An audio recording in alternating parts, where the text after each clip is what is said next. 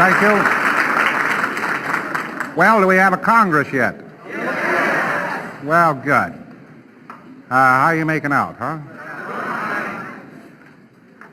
Well, I have no doubt but what you'll be making out better after you've had some seminars. You realize they have upper induct for the seminars this time. It was my idea.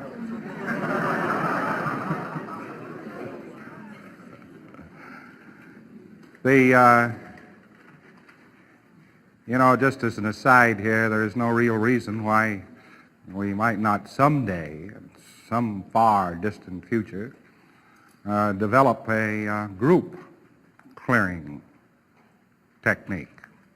It's possible, not very probable, but possible. The results which are obtained in group intensives are quite excellent when very competent auditors are auditing, for instance, Spence and Dick, and I think Burke and one other auditor, Al, were in this last group intensive, and they did a very fine job. They really got somewhere. I don't know if you can see this or not, but that blue line is where they was, and that red line is where they went. So they did go somewhere on one of these graphs by reason of a group intensive. It's group processing shouldn't be undersold. It is an assist to clearing, but it is not itself clearing at this time. People only do a few thousand% better after they've been group processed for a while, and we expect a more significant gain than that from clearing. Now, the whole idea of clearing people, getting off into a run here, the whole idea of clearing people is not making nothing out of them. And it really isn't setting them free. It's simply making them more capable and more able, and increasing in particular, watch this carefully, their creativeness, and increasing in particular their tolerance. There are 4 freedoms, we have been told, from another decade. And these 4 freedoms were all very well, but they were not doable. We have 4 freedoms today in Scientology that are very doable. Clearing does not mean that the individual is free from this universe or its liabilities. It merely means he can cope with them. That's a little bit different from a standpoint of average man, you know. Well, we get somebody who can throw his shoulders back. Now, in clearing people, we do achieve these 4 freedoms, and I'll enumerate them for you here. They're freedom froms, I am afraid. The first one is illness. Now, that's quite remarkable, since illness has been considered an indoor sport here for a number of years.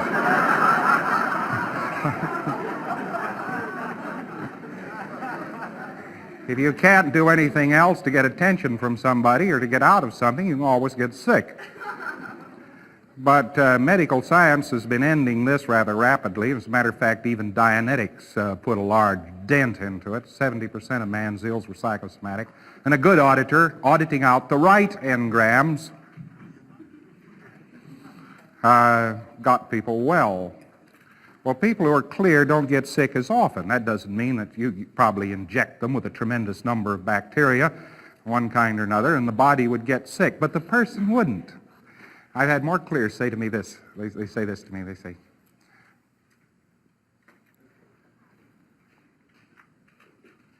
They say, the difficulties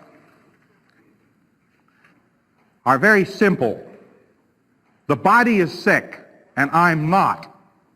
I say, how do you feel? Fellows going around,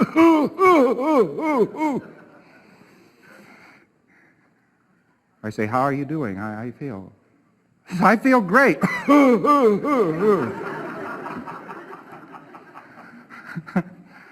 I say, what's the matter? What's the matter? Well, the body has got a touch of flu or something, and I feel fine, but so on. Now, this means that bodies continue to be subject to such things as trains running into them,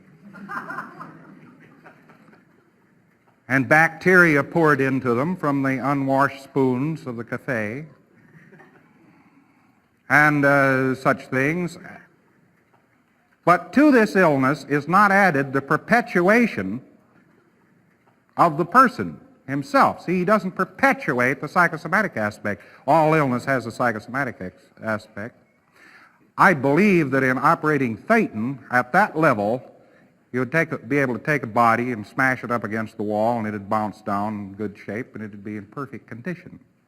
But that is a higher condition. We have not experienced that condition, and we're talking about clearing. I remind you, we're not talking about anything that we don't know about. I can only tell you what happens. Now, funny thing about it is you clear somebody, and for about 2-3 months after that, the body tries to get used to not having to be sick. And the guy goes around and he starts shelving this and shelving that, and one day he gets up in the morning and all of a sudden the pneumonia he had 10 years ago goes, and he's perfectly all right. But the body goes through a period of readjustment there for about, I don't know exactly what the period is on the average, but as reported, it's about 90 days. After the person himself is clear, then the body starts clearing. See, all by itself. And I'm talking now the body is clearing physiological aspects. It's straightening itself up physiologically, not mental physiologically. See?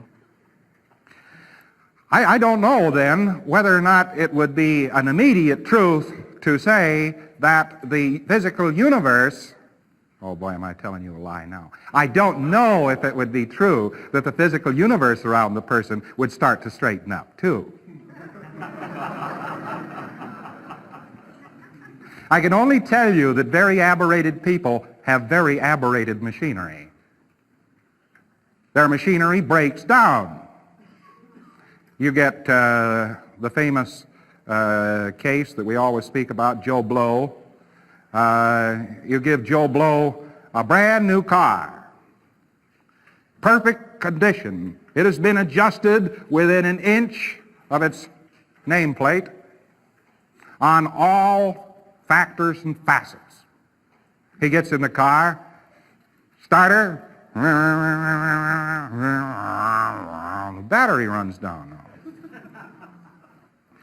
Batteries never run down before on any new car that just came out of the plant, but it ran down then. And he runs it for a few miles, and all of a sudden it's developed torsion steering.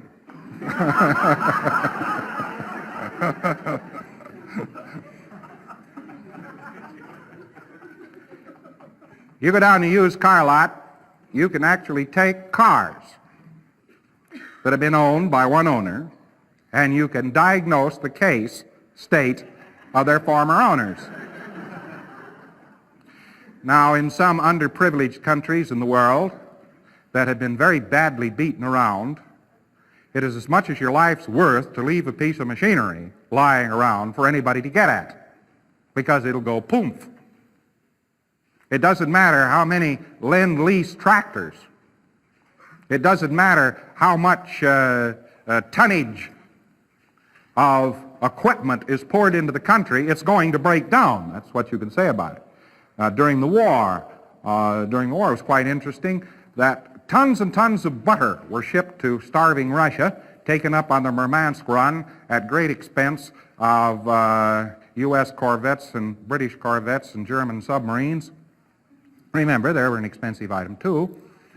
And when they arrived, why, the Russians used it to grease the tanks with. It's quite interesting. I'm not telling you anything now I just dreamed up. They did. That's what they used our butter for. It tasted sweet. It didn't have any particular rancid flavor, and there were no hairs in it, and so they knew it wasn't butter.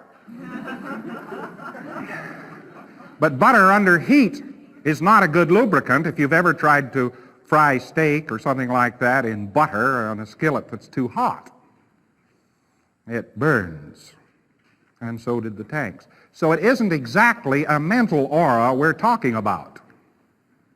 You know, they actually do odd things. And one of the characteristics of aberration is to misuse equipment.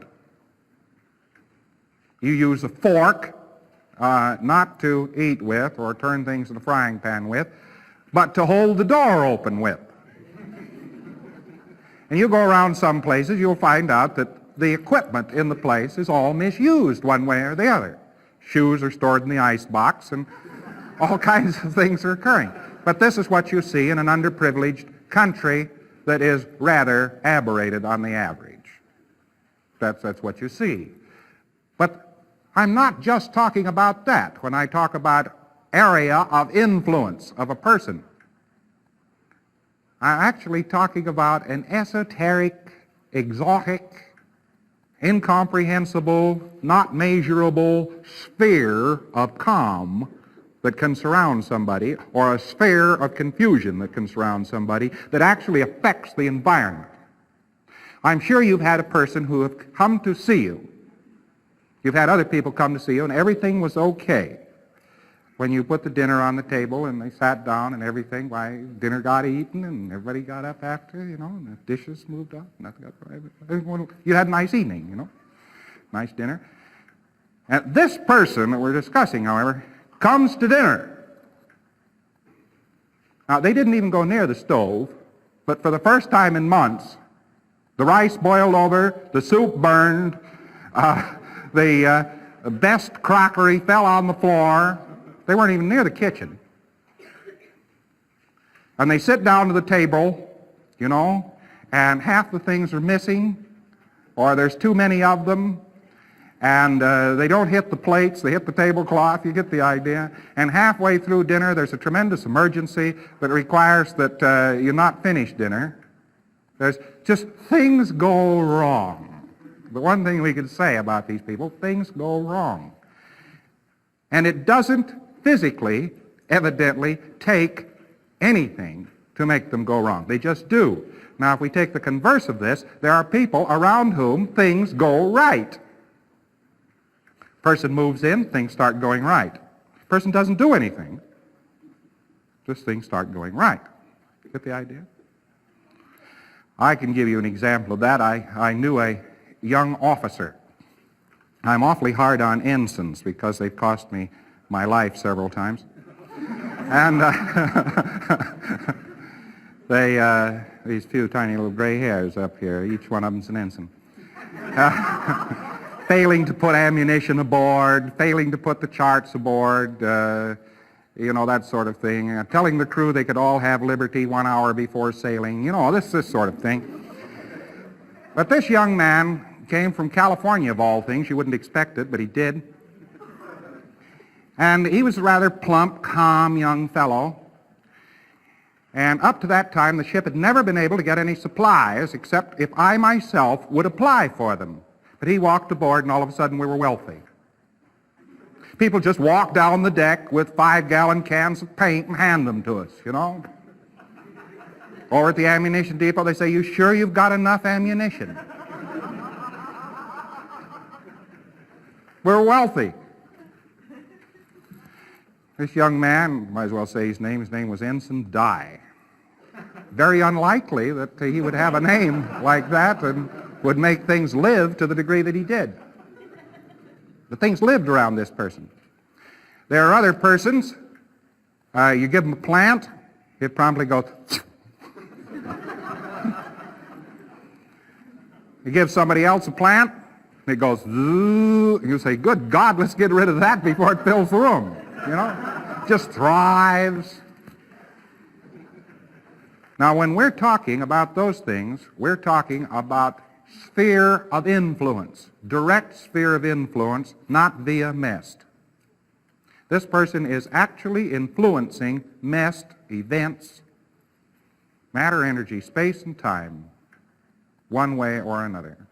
I've known a person that could never be on time for anything. even though they left 2 hours early. This person ordinarily left to take a train 2 hours early.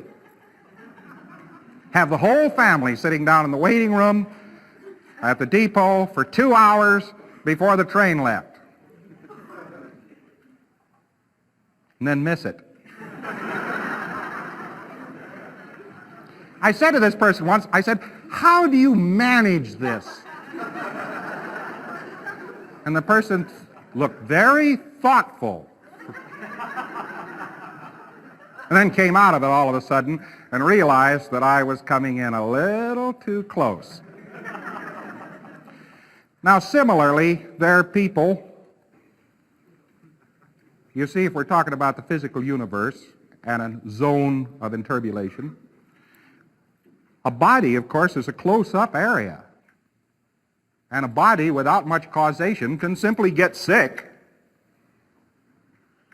by being in such a zone.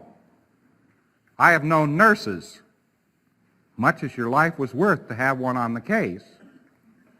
They walk in, temperature soars. Harry Leon Wilson, Ruggles of Red Gap, one of the better old-time writers of novels and things, wrote one called Oh Doctor, I think the name of the thing was, and he had a Black Watch Mary, I think her name was. And she comes in on the case, picks up the thermometer alongside of the bed, shoves it into the patient's mouth, takes it out, sneers, throws the thermometer in the wastebasket, takes out her own, whips it out, shoves it in his mouth, takes it out, reads it. 106. Ah, that's much better.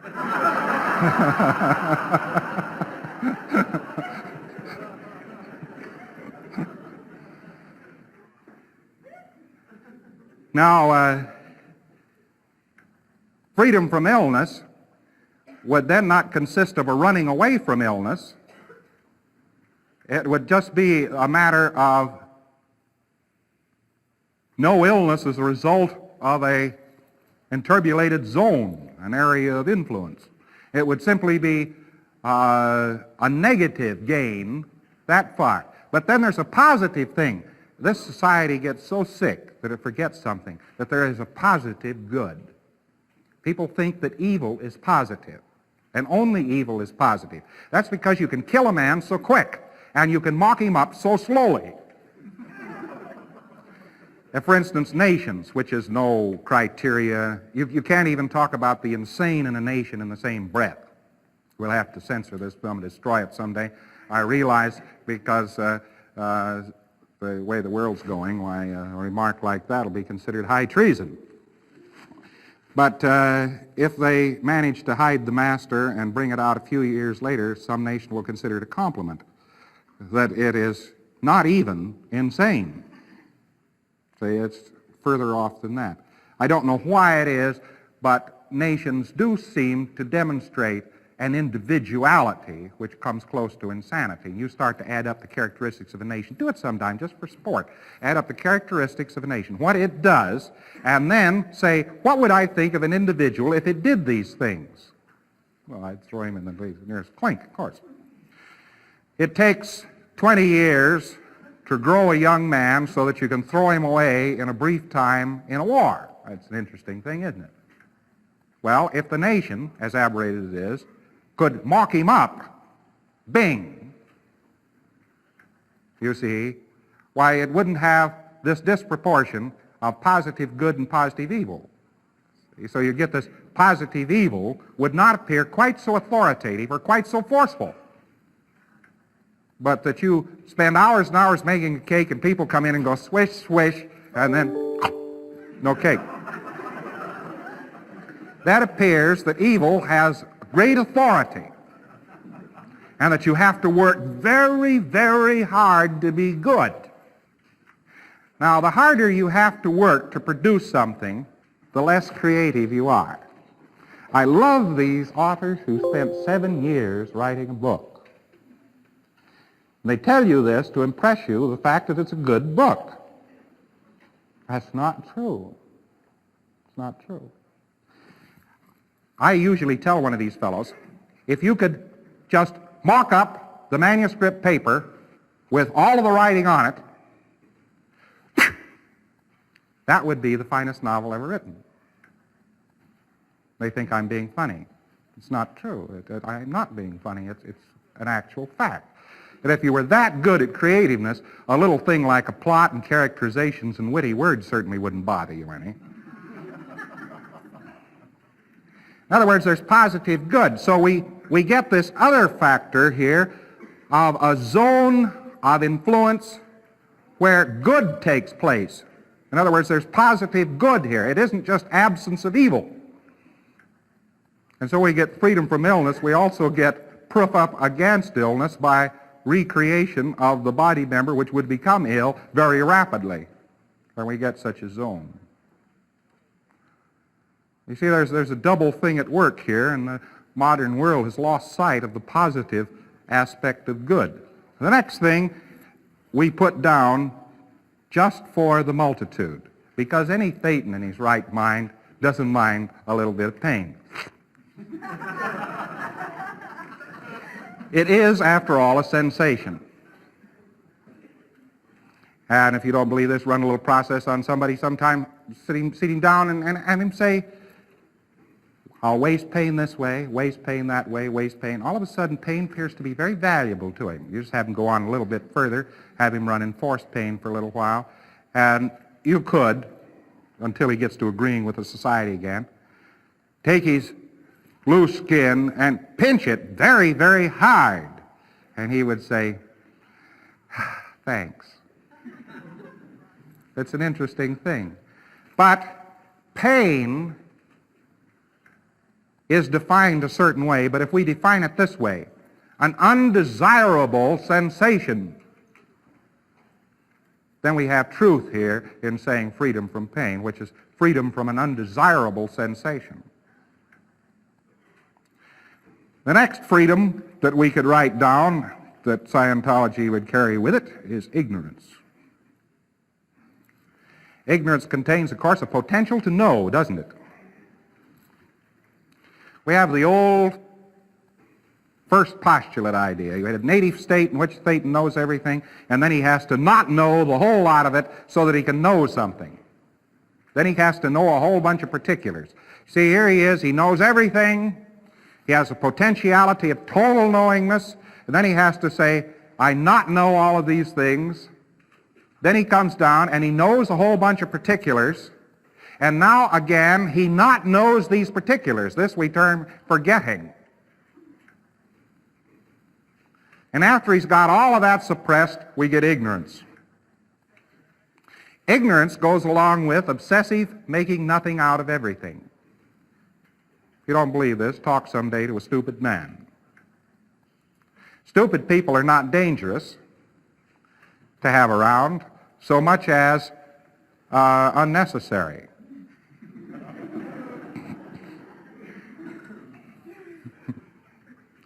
Now, a stupid person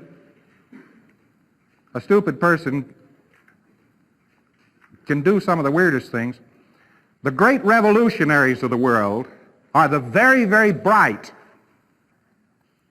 and the very, very stupid. Now you take somebody who's very, very bright, he can see these various wrongs. So he says they ought to be overthrown. And then you get somebody else who's very, very stupid, and he doesn't see any wrongs. He just fails to understand anything, wrong or right. So he says, I can understand it, therefore it is evil, and I will overthrow it. And we get a Hitlerian revolt. You know, we got to overthrow everything we do not understand. Well, this doesn't carry with it the potentiality of everything being understandable. Don't ever make that mistake. You know how people convince people they're ignorant? They take something which cannot be understood, and they say, you stupid jerk, why don't you understand this? Isaac Newton did this one time. He invented a thing called calculus. Now, people in colleges prove they're bright by knowing calculus. And knowing exactly what to do with it and exactly how to handle it and everything about calculus and prove that other people are stupid because the other people say, this is interesting, but does it have any real use? Or can't it be done some other way? You get the idea. Now, calculus is not a really flagrant example. Let's go upstairs now into something that is drawing big pay from the government at every side. Let's take psychology. These people say, there is a subject here. And then people rush in and say, well, teach me a little bit of it. Then they say, oh, well, it takes years and years and years to understand anything about it. And of course, you're very stupid because you don't understand anything about it, but it takes so many years to understand something about it. And this way, nobody ever finds out there's nothing there. You get what a nice trick that is. It's an interesting trick. The first thing a science of mind should be able to do is to change minds. A science should have a control of an area. The science of physics certainly can change a lot of things within its zone. It expects to be effective. And when we say science, then we have some connotation of effectiveness. And I suppose there can be an esoteric science which is not effective at all and which doesn't treat of anything. But it would only be an honest one if it said so. Don't ever make the mistake of believing that you are ignorant simply because you do not understand a non-comprehensible. Because that's the oldest trick in the universe. When I'm talking about ignorance, I'm talking about a very mechanical thing. I'm talking about the fellow who refuses to know what he has already found out. Now, he's ignorant. He's stupid. This fellow already knows that he'll only get one body this lifetime. They're rationing them very thinly at this time. Have you noticed that? Very thin rations on bodies. You're supposed to make one last one whole lifetime. Well, this fellow knows this. He knows he isn't going to get another body, so he jumps into a car and goes tearing down the highway, drives on both sides of the roads, comes to a dangerous intersection, times it so as to cross it at the same time with a truck.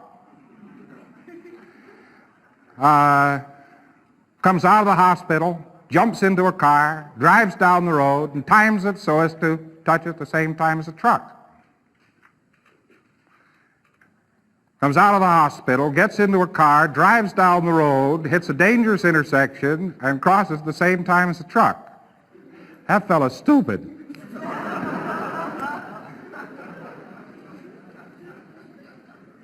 Given the fact that he'll only get one body and that he wants a body, given that fact, then we get stupidity. Now, of course, if he's merely after, if his goal essentially is the destruction of all bodies, all cars, and all trucks, then he's being a howling success. And in his own rights could be considered very intelligent. He knows how to make it intersect with a truck every time, and that takes some doing.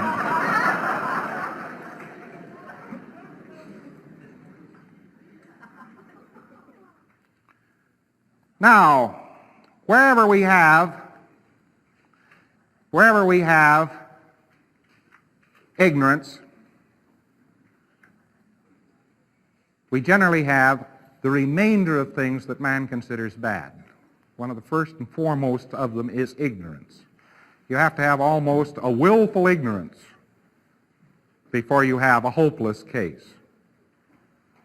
Now, IQ is not necessarily intelligence or brilliance or smartness.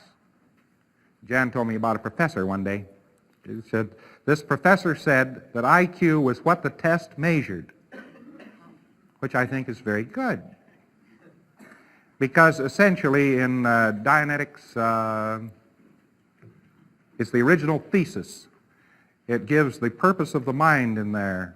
A brief form of it is to pose and resolve problems relating to survival. A mind's ability to pose problems, perceive problems, resolve those problems, of course would be your first and foremost test of whether or not the fellow was not ignorant. We don't know what intelligent is, but we know what ignorant is. And we can put a test up here that says he's not ignorant by so many points. You get the idea? That's about all we can test. We can test this potential. Now, a clear, of course, has to be out of this zone of ignorance. 135, I think, is, some people have told me lately that that's genius. Although I used to consider it college average. I used to think that ought to be. And then I met some college boys of this generation, and I found out it wasn't college average anymore. So we'll say it's genius. I've been invalidated there. 135 is a pretty darn high IQ. Now, I found something very peculiar about people who have 135 and above. I found out they don't have any real difficulty in communicating. That's because they are not in the dark about what we are communicating. But people who are below 80 have an awful lot of trouble trying to find out what you're talking about, and most of your discussion with them concerns definition of what you're discussing. You keep saying, the car needs washing. And they say, the car. And you say, yes, the car. It's out there on the driveway, and there it is, and so on. You finally, a lot of conversation, so-called, and you get this car out there all right. You got that located, and then you say, there, you better get a bucket. And they say, why?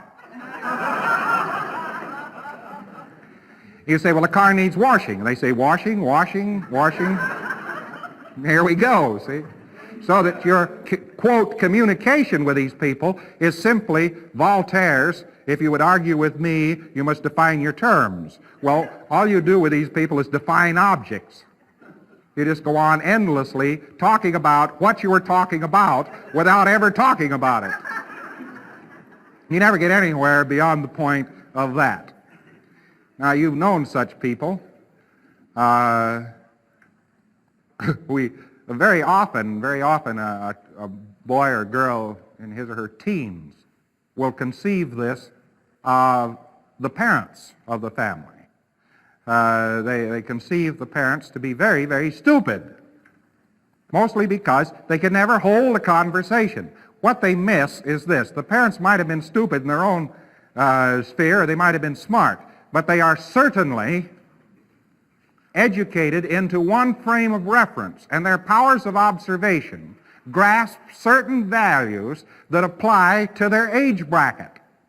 And the teenager has entirely different sets of values for the same apparent scenery. The parents look at a car. The boy looks at a hot rod. Same vehicle. The boy never sees the car properly put together. He sees the thing properly stripped down with enough goodies in it. And he says, why are you driving that old heap? And in view of the fact that it's comfortable, gets to work, gets back, it is what the neighbors also own, which makes it correct. It's the correct tie, the correct chapeau, the correct gown used to be society's basic discussion point. And now it's the correct car, the correct ranch type. You know, they've changed, they're wearing cars now. And you get different viewpoints. But a person who is very bright can shift his viewpoint with speed. He realizes he's talking to a teener. He picks it up at once that the teener is not talking about a car, the teener is talking about a hot rod. He's not talking about performance in terms of comfort. He's talking in performance in terms of zing. He's not talking about smoothness of motor. He's talking about loudness of motor. I know I ran into this the other day with Mary Sue. She's hoping that they hadn't put a muffler on a new speedboat. It sounded so lovely. Well, now, her idea of it sounding lovely was crack, crack, crack, crack, crack. The least it sounded like was the cannonade that preceded the Battle of Waterloo. I thought it was a nice sound myself. But the boat people came down and put a muffler on it, and now all the sound is inside the cockpit, so it deafens you if you ride in it. But anyway, a person who is, this word intelligent, this word smart, these words all have connotations. We really don't have a word to determine brilliance. It's because it's not really defined. There haven't been enough bright people around for anybody to notice what brightness was. But it's a matter of being able to identify, this is one test of it, identify what's happening, what's going on, and what the objects are all about, and what they mean to the other fellow. Intelligence, then, isn't something, as a psychologist would have you believe, that is innately implanted here, just a 16th of a millimeter on the other side of the medulla oblongata. It doesn't apply to just the person. It's a second-party thing. In other words, it's the ability to know what the other fellow's thinking. You get the idea? And only in that way can intelligence be demonstrated or conversation or communication be held. You have to have some perception of what the rest of the world is all about. Well, this also then requires tolerance, requires perception, observation, requires an awful lot of things. A fellow has to be able to look and identify for himself and look and identify for the other fellow in order to communicate. That's just one factor of intelligence. It's not a first dynamic operation at all. It's a multiple dynamic operation. I suppose if a fellow was smart enough, he would know what the Supreme Being was thinking about. But of course, if he was that smart, he'd probably be excommunicated. Anyway, the whole area here of ignorance would also be able to embrace the idea that somebody could not identify, so that you would then not keep on saying, but it's a car. I'm talking about washing the car, the thing that's, you get the idea. I mean, he wouldn't be going downscale on a toboggan trying to communicate. And that's partially freedom from ignorance. Freedom also from the other fellow's ignorance. So he's stupid. So what? Here's a bucket of water and here's some wood. Haul and hew, fella. But of course the ignorant can't even draw water and chop wood. That's what's remarkable to me. I went out one time, a very, very stupid fellow that was hired in the woods to woods work. And he was hired because he would work, because he was stupid. At least this is what the foreman told me. And I went out to where he was working, and I found the tree behind him had more felling axe marks than the tree in front of him.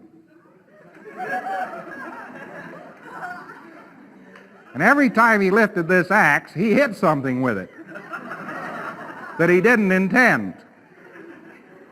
He was working there for a little while, and he finally came up to the house, and he said to me, have you got a beach umbrella? And I said, yes, I have a beach umbrella. He said, could I borrow it? I said, all right. He borrowed it, he took it out, lugged it out into the woods. When he got it out into the woods, he came back with the beach umbrella, and he says, well, the sun is so bright where there isn't any sun, but it's not so bright out in the woods, and I never have been able to figure that out to this day. There's no reason to go on worrying about it. I abandoned it years ago.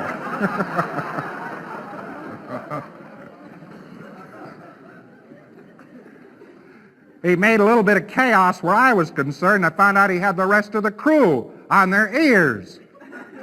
And the rest of the crew in that logging area kept begging the foreman to fire him before he killed somebody. They'd tell him to light up the boiler in the morning, so he'd stuff it full of straw, and he'd stuff it full of straw, and he'd stuff it full of straw, and next thing you know, he had a small forest fire going. Didn't light the boiler, he lit the forest. This was an interesting case. Now, we go a little bit further when we talk about clearing. We get another zone, which is very important. A person who is very bright in the determination that I've been talking about brightness, who's very bright, a person who is very, very intelligent, seems to make other people brighter. Now, that's an interesting fact. So that you're pretty good. You're pretty good, and you move in on this zone, this area, and there's some other people there, and these other people are all inturbulated about some horrible puzzle, and they can't seem to figure out which way you shift into low or something of the sort. You show up, you don't show them, but they shift into low. Ever notice anything like this? That's zone of influence in terms of brightness. Well, I wouldn't go so far as to say that if more people were brighter, more people would be brighter. But it's the truth. If more people were brighter, then more people than that would become mysteriously brighter. I knew one girl one time, she was married to a writer. He was a very, very brilliant writer, a tremendous boy. Well, you've seen one of his pictures, Destination Moon. This guy's real bright, Bob Heinlein. Anyway, Bob had the horrible effect upon people of making them very bright. They get around Bob, they talk to Bob for a little while, next thing you know, they'd be bright. You know? And young writers and so forth were always coming around to get it rubbed off on them a little bit, you know. And he was married to a girl. Boy, was she bright. Oh, she just sharper an attack. And then, unfortunately, due to the fortunes of war and a few other things, he wasn't married to her anymore. I ran into her, and you talk about a stupid person. Boy, was she stupid. And she lived the rest of her life just that stupidly, and she didn't live very long either. But there was a fantastic little test of things. About the brightest person you ever met was that girl, as long as she was in the location of a very bright person. You see that? Now, that doesn't mean that everybody is bright because they're in the area of some bright person.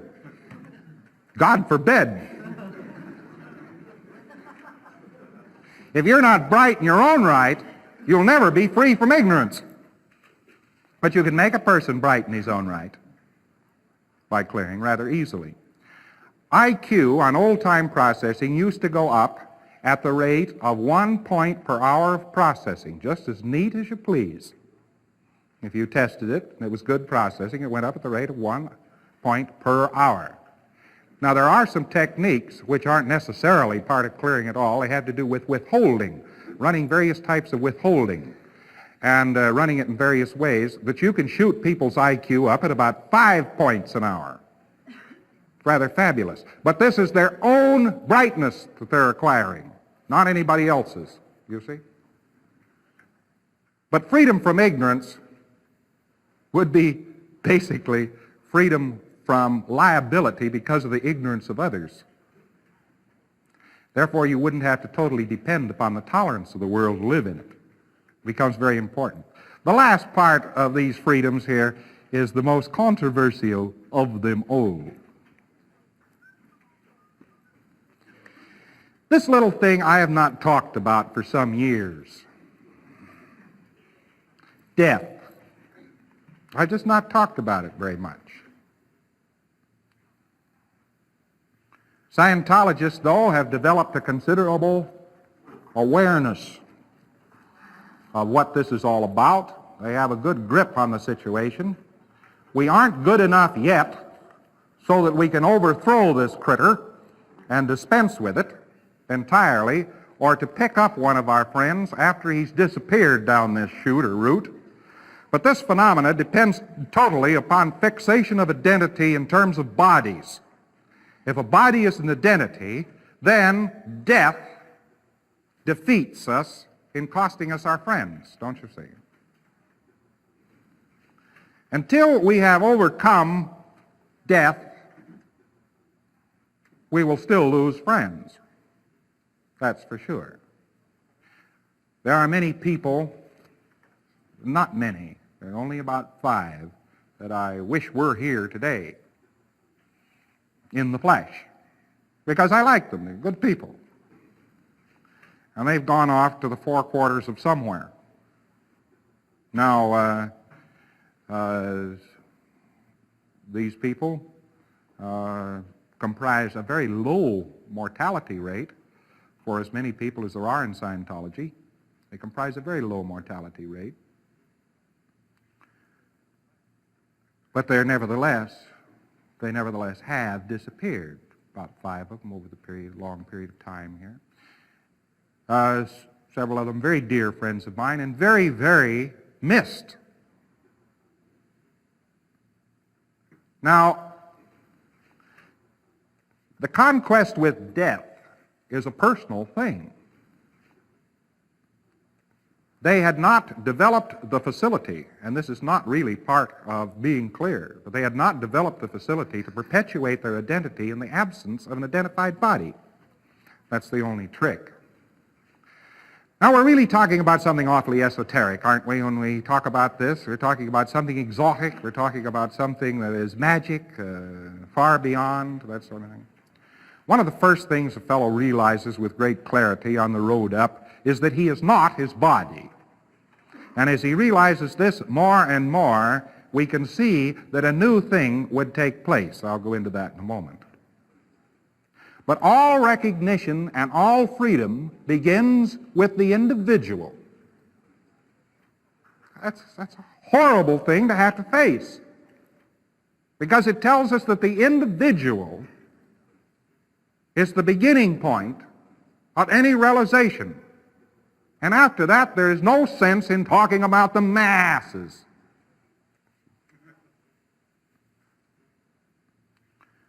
When people are really licked, they talk about the masses. When they are whipped, when they don't know where they're going or what they're doing, they talk about the masses. They talk about people. I don't know any people. I know a person. But I'll tell you this, that a person who fixates on the masses has failed to communicate somewhere along the line with one person, and ever afterwards is putting out a generalized communication, hoping it'll reach that person. He failed to communicate to Mama. Every time he said, "Mama, can I?" "Shut up." You know, some ladylike rebuttal. Later on, he decides that he's going to communicate to the masses. Why? He hopes in some circuitous fashion that the communication on a via will get around and get to the old lady after all. You got that? You'll find that people who are fixated on the masses cannot talk to the individual. Now, you want to watch one of these boys, you want to watch yourself, because you become a dangerous person when this happens to you. That when you can talk to many and also talk to one, and when you can sell somebody out of his eye teeth individually, vis-a-vis, and when you can also talk to a group, you become a dangerous person. The world at large recognizes this. The American government today likes nothing worse than people who are in charge of groups, leaders of groups. They think things. However, they are usually victimizing only people who are talking to masses. They're not dangerous. They're not really dangerous at all, because they never communicate to a person. I never saw a mass of people sit down to read a book. Have you? This has not happened at all. So therefore, we have to start with the one. We start with a basic unit of you-ness, the basic unit of you, before we start anywhere. I'd like to draw you this little picture of the dynamics. We've talked about these freedoms. We talked about freedom from death. Well, freedom from death depends in a large degree upon this graph. Now, I've never shown you this graph before. I talked about it in Los Angeles, I think, in the fall of '50, and then came right off of it. It's the 8 dynamics.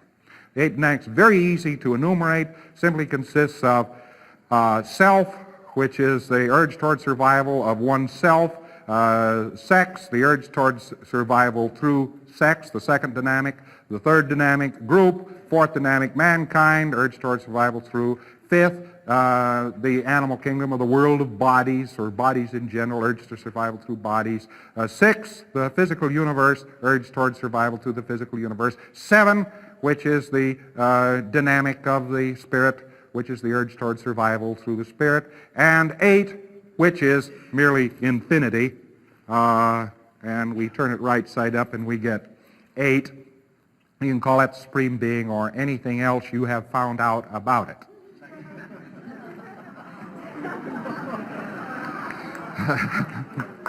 Now, here's a peculiarity on these 8 dynamics. They're a matter of reach. They're a matter of sphere of influence. They're a matter of reach. Here is the first dynamic. A person who would only be on the first dynamic would have this area of reach of merely self. But don't think that's a bad thing. You've been educated, some of you, to believe that thought of self and awareness of self and all that sort of thing is a very bad thing. You should think of the other fellow, never of you, and that sort of thing. Now we're talking about below the line. So let's go on up here rapidly. Here's your second dynamic, third dynamic, fourth dynamic, fifth dynamic, sixth dynamic, seventh dynamic, and out here, of course, is your eighth. Now, this is very fascinating. Your first dynamic here has to be real. Now, up above this line, this is a matter of reach, don't you see? We're talking about reach. We're talking about how far an individual can go, not necessarily in terms of space, but how far his influence exists. And we talk about this first dynamic, we say, well, he can influence himself pretty well. What we probably mean body and so forth. Out here be your second dynamic. Well, what about the second dynamic? Well, he could control that pretty good. He'd really be something. The third dynamic up here, the handling of groups, this becomes a little more rare, but can be done. That is handling a number of first dynamics. We get up here to fourth, we're merely talking about handling that species to which he belongs. If we were talking about the fourth dynamic of cockroaches, we'd be talking about all the cockroaches that are in this universe. We happen to be talking about physical bodies of human beings, so we're not talking about cockroaches. Now, this fourth dynamic merely means body of the species. Fifth dynamic would be all life forms. That's your combination of life plus material objects making body forms. And this would be trees and grass and all the rest of that. All right, there's your command there. And your sixth dynamic would be the physical universe. And here's your seventh dynamic. It would be all of the spiritual world on this last circle. And then outside that, you've got an infinity. And you've got 2, 3, 4, 5, 6, 7, 8, minus. We've also got a -1. Where does the average person sit in this community or this society today? You don't think for a moment he's totally aware of himself, do you? If he did, he would be able to influence his whole history and everything else. He'd be a natural clear. And there aren't very darn many of them. His zone of influence and so forth, just around himself, he would become so darn notable that it's just, whoa, gee, you know. So people are at least at -1. You know, well, I don't amount to much. I'm nobody. You know how it is. Erase. I know I won the trophy, but I slipped, you know. Negation of self. All right, now let's walk downhill here, and we see -2nd. Well, this individual is inhibited sexually. That's enough to put him on a -2nd. That's enough.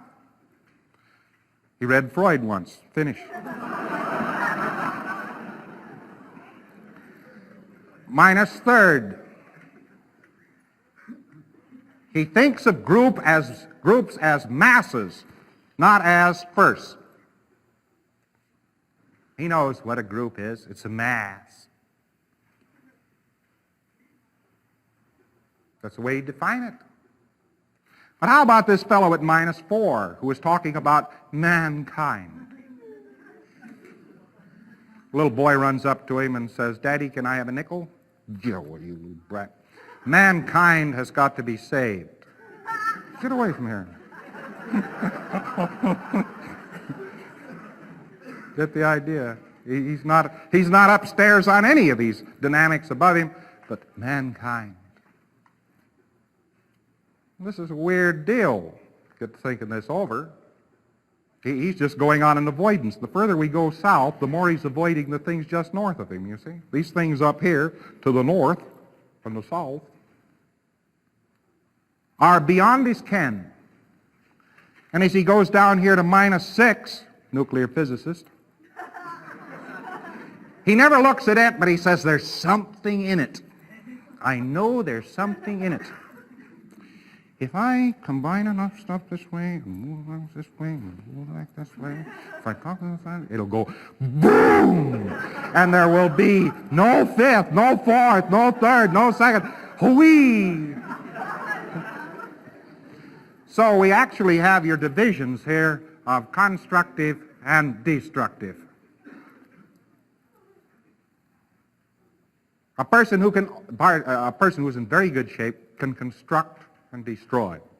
But persons who can only destroy are certainly below this line, and persons who can construct, and gradually as we go up we get them also destroy too, but they can do this at analytical choice, are above this line. And we get then negative dynamics, and this is the way they are laid out.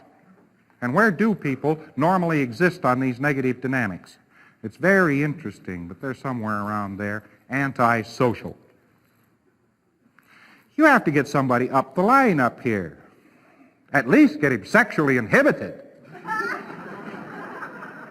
Freud undoubtedly improved the whole society. You have to get enough of him there so he can make nothing out of it before he can find himself. Judgment, which is an OT subject, which we'll be talking about in the next ACC, actually consists of, I've been searching for years for what judgment is how many and what side dynamics does a person compute on instantly? That's judgment. If an individual computes on the first dynamic only, he's got more judgment than most people. Now, if he can compute when he thinks of a solution to an automobile accident or something like that, he thinks in terms of 1, 2, 3, 4. You know, and that's his solution. It embraces that many positive dynamics. Okay, but if it embraces that many negative dynamics, you can peg him about where he sits. And then you can tell him after that what he hates, what he's trying to get rid of, what he's fleeing from, and so forth, and where his obsessions lie. It's quite interesting. That is judgment. It's how many dynamics he can simultaneously compute on. But that isn't really what we're covering here. What we're trying to cover here is the fact that as an individual goes up, here he is running away from the world, and up here he is reaching into the world. And the further an individual can reach, the more he can control. And if an individual is totally aware of himself as an immortal being, he has not yet come up to a point where he can make somebody else aware that he of himself without a body is an immortal being. And then we get up here to the third on the subject of death. So death perhaps is just a little bit beyond the scope of clear, but death is certainly at the first dynamic, and the individual would be free from death. These are the four freedoms that we're talking about here today, and they actually do pose a new view of society. And without anybody inventing a new society, if you look this over and thought of a society free from these things, you might ask yourself two questions. What do we do for a game? I think we could dream that up if we were this good. And the other one is, what would a society look like? How much security would there be? And